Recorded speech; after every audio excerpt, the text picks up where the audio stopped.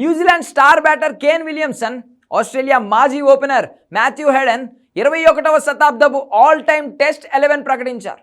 World test championship 2025 final నేపథ్యంలో ESPN cricket info channel వేదికగా జరిగిన షోలో ఈ ఇద్దరు ఆటగాళ్లు అత్యుత్తమ టెస్ట్ 11ను ఎంపిక చేశారు. కేన్ విలియమ్సన్ ఎంపిక చేసిన 21వ శతాబ్దపు ఆల్ టైమ్ 11లో భారత్ నుంచి 3 ఆటగాళ్లకు మాత్రమే అవకాశం దక్కింది. మాజీ డాషింగ్ ఓపెనర్ వీరేంద్ర సెహ్వాగ్తో పాటు క్రికెట్ గాడ్ సచిన్ టెండూల్కర్, మాజీ కెప్టెన్ మహేంద్ర సింగ్ ధోనీలకు కేన్ విలియమ్సన్ అవకాశం ఇచ్చాడు. ఆశ్చర్యకరంగా తన ఫ్రెండ్ విరాట్ కోహ్లీతో పాటు రోహిత్ శర్మ, జస్ప్రీత్ బుమ్రాలకు కేన్ మామ చోటివ్వలేదు.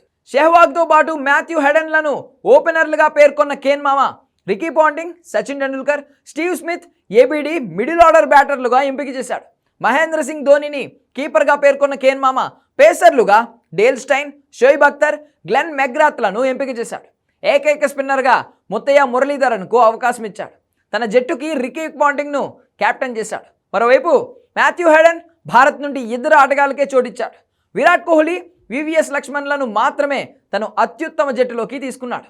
ఓపెనర్లు అలెస్టర్ కుక్, డేవిడ్ వార్నర్లను ఎంపిక చేసిన Matthew Hayden Jacques Kallis, Brian Lara, Virat Kohli, VVS లక్ష్మణ్లను మిడిల్ ఆర్డర్ బ్యాటర్లుగా ఎంపిక చేశాడు.